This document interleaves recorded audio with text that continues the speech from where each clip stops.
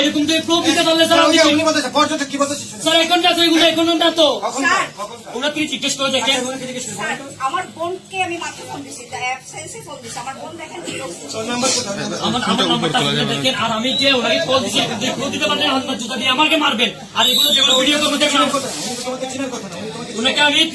6 মাস আগে ছবি তুলছিলাম হ্যাঁ ওনার ছবি দিয়ে নাই ওনার ছবির সাথে আমার একটু ঝামেলা হয়েছিল এই প্রত্যেকে উনি আমাকে বলছে আমি বলি আমি শেষ করি উনি আমাকে বলছে আমি কক্সবাজার আসলে তোমাকে দেখে নিব আমি বলছি কি কেন দেখে নিব বলছি বলেন স্যার কেন দেখে নিব বলছি বলেন সে আমাকে মারবে কোনো কিছু স্যার বলেছেন যে স্যার এগুলো ভাইরাল হয়ে যাবে স্যার আমারও বউ বাচ্চা আছে স্যার স্যার আপনি আমার বোনের কথা একটু শুনুন আপনি স্যার আমি কথা বলতে দেয় না আমি যে স্যারের সাথে কথা বলবো হ্যালো বলুন তো একটু আমি এডিশনাল ডিআইজি বলছি বলুন তো জি বাজে দেখেছো হ্যাঁ এরপরে ঢাকা আসার পর থেকে উনি আমাদেরকে ফোন দেন আমরা ধরি না ভোর 5টা বাজে ওনাকে ফোন দেওয়ার পরে বলা হচ্ছে দেখেন আপনি আমাদেরকে ফোন দিতেন ওকে আমরা ওনাকে আটক করেছি আপনাদের অভিযোগ আমরা নিলাম ধন্যবাদ থ্যাংক ইউ আমাদেরকে সহযোগিতা করার জন্য এইটুকু স্যার এইটুকু আমি না হয় মিথ্যা বলছি আমার বন্ধু ধ্বংস করে ফেলছেন আমরা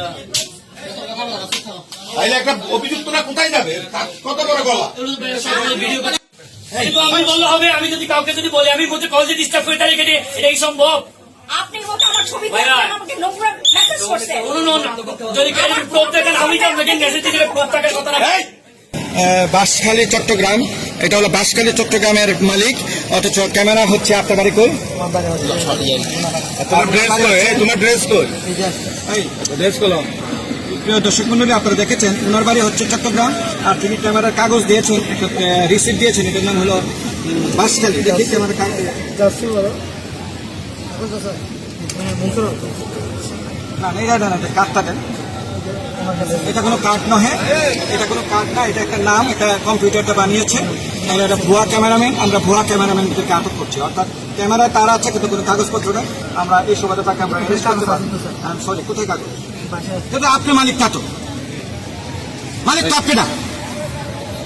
এটা মালিক আপনার না বাসে কাগজ দিয়ে আসছেন আপনাকে অ্যারেস্ট করতে বাধ্য হলাম অ্যারেস্ট খেয়াল করেছেন আমরা দীর্ঘদিন ধরে এই অভিযোগগুলো পেয়ে থাকি ক্যামেরাম্যানরা প্রচন্ড ডিস্টার্ব করতেছে পর্যটকদের হয়রানি করতেছে তাদের বিরুদ্ধে অভিযোগ হলো 3টা প্রথম কথা হচ্ছে যে তাদের কোনো ক্যামেরা আছে কিন্তু কাগজপত্র নাই তাহলে যে ক্যামেরাম্যান তার কোনো কাগজপত্র নাই তাহলে তো সে হলো অপ্রত্যাশিত ব্যক্তি এই ব্যক্তিগুলোকে আমরা খুঁজেছিলাম এই প্রেক্ষাপটে আমরা এখন 10 জনকে খুঁজে পেয়েছি 11 জন এই 11টা ক্যামেরাকে আটক করা হয়েছে এবং তারা পালিয়েছে ক্যামেরা রেখে এবং তারা যে কাগজ দেখেছে কাগজ কার নাম এটা আমরা কিছুই জানি না সো তারা অপরাধী এই ক্ষেত্রে ওনার তো কাগজও নাই কিছুই নাই তো সেক্ষেত্রে ওনাকে গ্রেপ্তার করা হয়েছে ওনারও কোনো কাগজ নাই এবং উনি কোন কোম্পানির ওনাকে গ্রেপ্তার করা হয়েছে অর্থাৎ ক্যামেরা নিয়ে অপ্রত্যাশিতভাবে ঢুকে ফেলেছিল আর ওনার বিরুদ্ধে যে অভিযোগ এসেছে উনি হচ্ছে একজন পর্যটককে প্রতিনিয়ত ফোন দিয়ে ডিস্টার্ব করেন এবং হচ্ছে পর্যটকদেরকে হয়রানি করেন এবং ঢাকায় হয়রানি করেন তাই পর্যটক কতটা অতিষ্ঠ হলে সম্ভব দেখেন যে ঢাকা থেকে এসে ওনাকে খুঁজে বের করে আমাদেরকে মাধ্যমে আমরা ওনাকে খুঁজে বের করেছি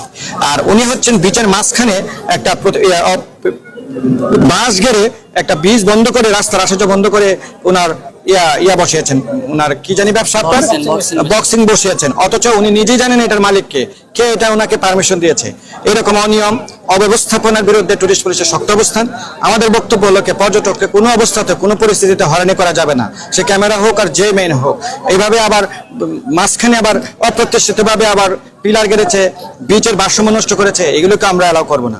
তো আমাদের একদম কথা যার ক্যামেরা তার কাগজ থাকতে হবে যার কাগজ সে আসতে হবে ক্যামেরা চালাতে গেলে কারণ স্পষ্ট ক্যামেরার পিছনে লেখা আছে যে এটা নবায়ন করতে হবে কারো ক্যামেরা এখানে নবায়ন নাই নাম্বার 1 নাম্বার 2 হচ্ছে